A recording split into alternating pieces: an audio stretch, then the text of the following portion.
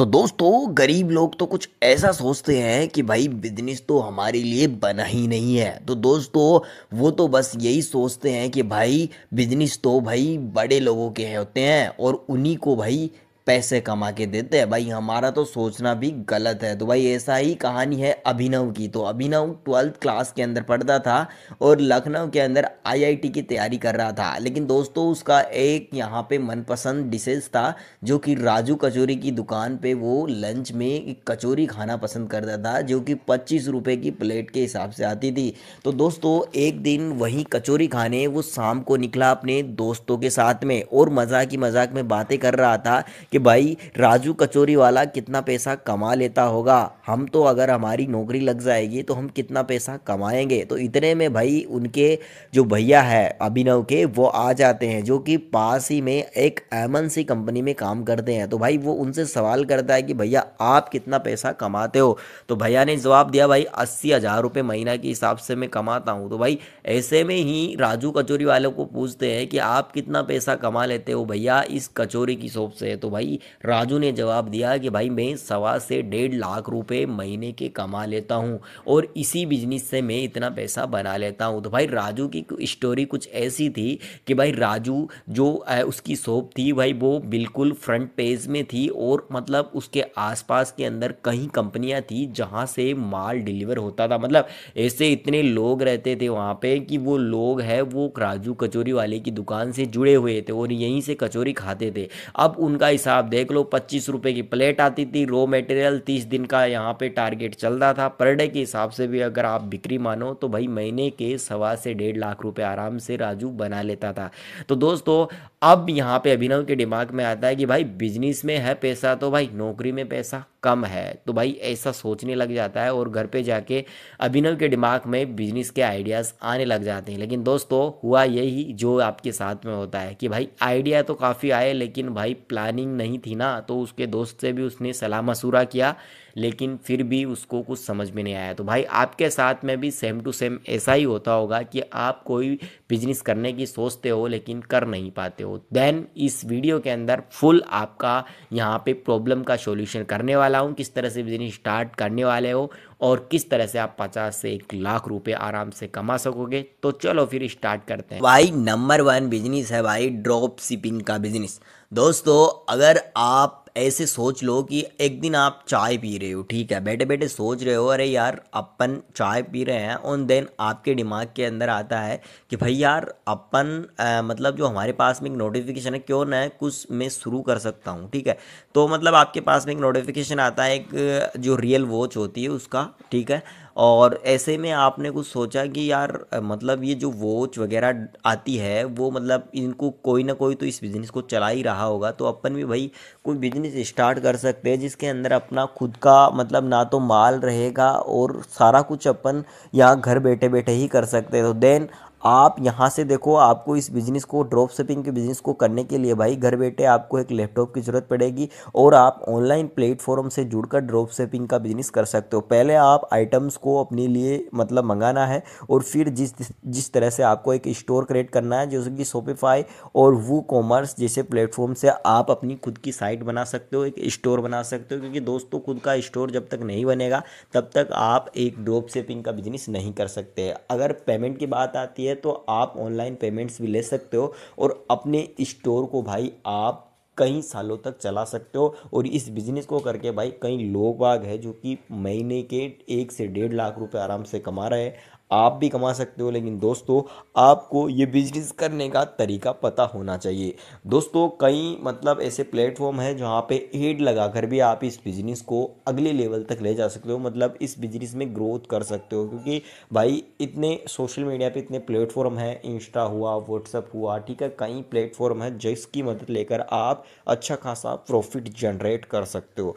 तो काफ़ी अच्छा बिजनेस है। अगर आप एक बार ट्राई करने की सोच रहे हो तो भाई ज़रूर ट्राई करिएगा और ऐसी लोकेशन पर अपना स्टोर डालिएगा जिस लोकेशन से आप अच्छे खासे पैसे कमा सको। तो काफ़ी अच्छा बिजनेस है। गूगल एनालिटिक्स पे भी आप इसको डाल सकते हो और अपने बिजनेस और अपनी प्रोडक्ट्स को ट्रेंड के अंदर ला सकते हो। जैसे जैसे आपके प्रोडक्ट्स ट्रेंड में आएंगे और वैसे वैसे आप कोई स्पेशल ऑफर्स वगैरह निकालोगे अपने प्रोडक्ट के साथ में, तो भाई आपको काफ़ी ज़्यादा ऑर्डर आने लग जाएंगे। पहले शुरुआत में कम ऑर्डर आएंगे, देन उसके बाद में ज़्यादा से ज़्यादा ऑर्डर आपको आते रहेंगे और आपका बिजनेस भाई सेट हो जाएगा। तो भाई आपको सोच क्या रहे हो भाई, अगर आप बिजनेस स्टार्ट करना चाहते हो तो ये बिजनेस एक बार ट्राई करना।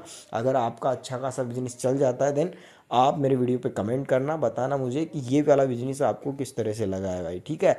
तो एक दिन फिर उस तो दोस्तों उसके बाद में वो सोचता है कि भाई मैं एक एंटरप्रेन्योर बनकर काम करना चाहता हूँ। तो भाई इसी के साथ में नंबर 2 बिजनेस आइडिया है फास्ट फूड बिजनेस सेंटर। दोस्तों इस बिजनेस को करने के लिए कई लोग बाग इतने सोचते हैं कि क्या यार मैं भी ये वाला बिजनेस कर सकता हूँ, क्योंकि वो कई जगह ऐसे ठेले या फिर ऐसे रेस्टोरेंट या फिर कैफ़े टाइप में देखता है कि जहाँ पे लोग बाग है मोमोज़ या फिर चाउमीन वगैरह के नाश्ते करते हैं। तो भाई ऐसे सोचते हैं कि यार ये वाला बिज़नेस अपन ट्राई करके देखें, इससे अपन कितने पैसे महीने के कमा सकते हैं।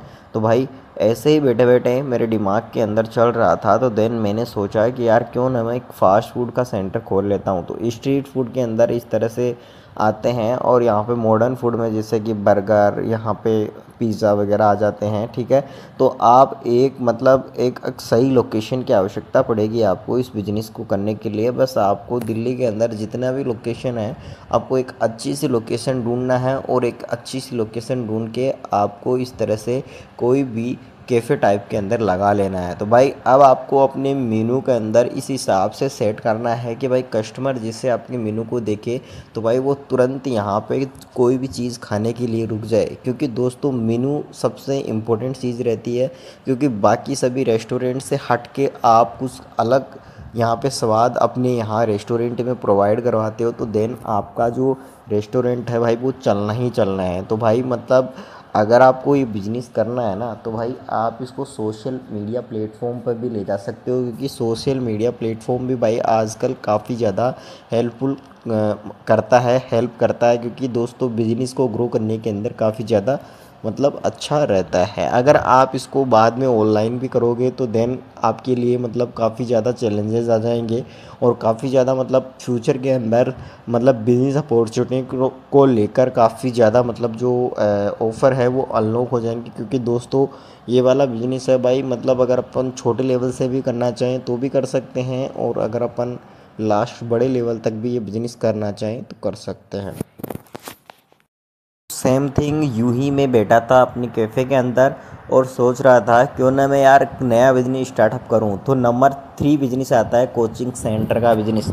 दोस्तों गाँव के अंदर आपने देखा होगा कि कोचिंग सेंटर की काफ़ी मतलब क्या होती है, डिमांड रहती है।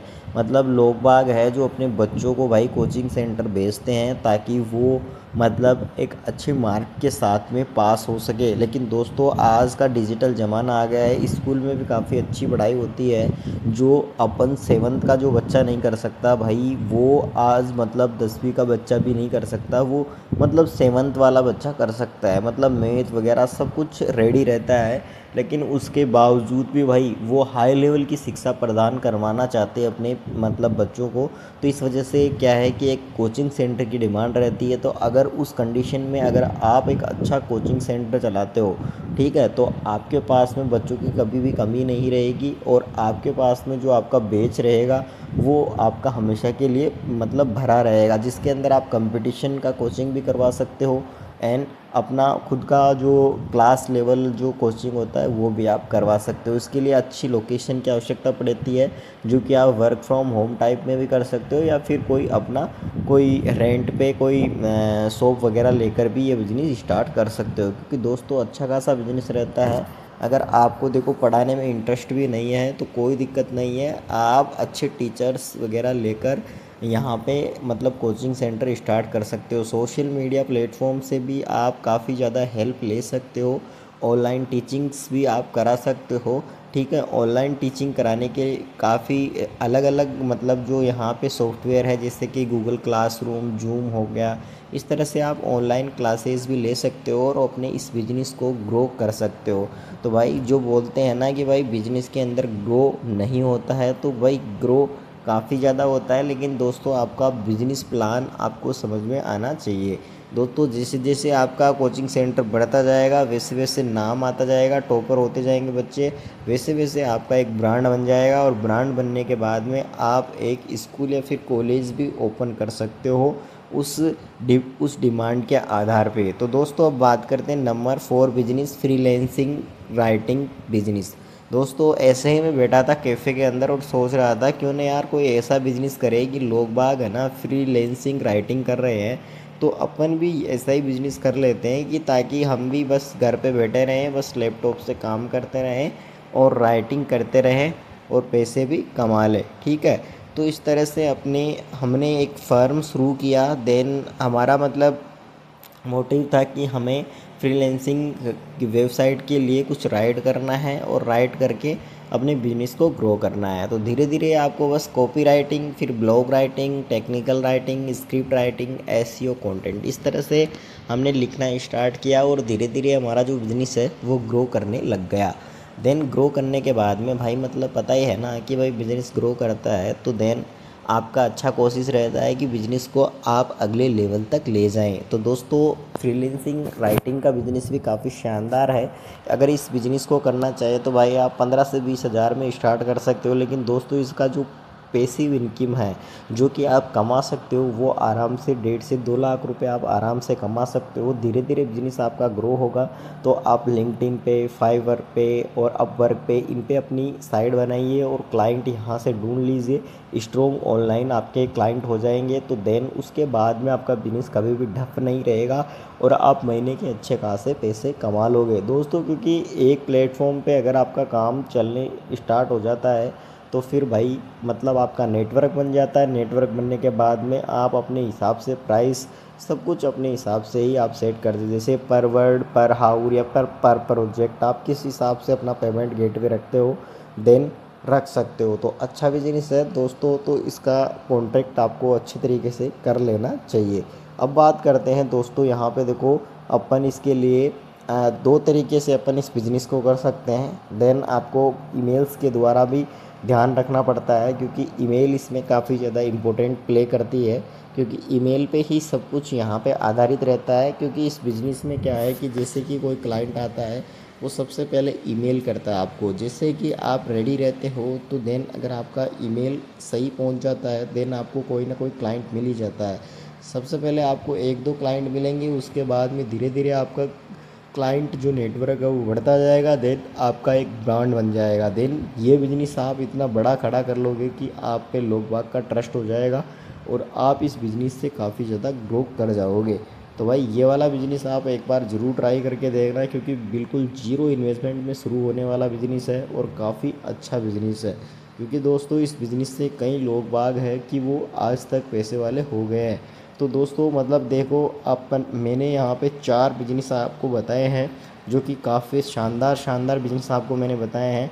तो चारों बिजनेस आप एक बार ज़रूर ट्राई कीजिएगा, जैसे ड्रॉप शिपिंग का बिजनेस हो गया है इस तरह से। तो अगर अच्छा लगे तो कमेंट करना।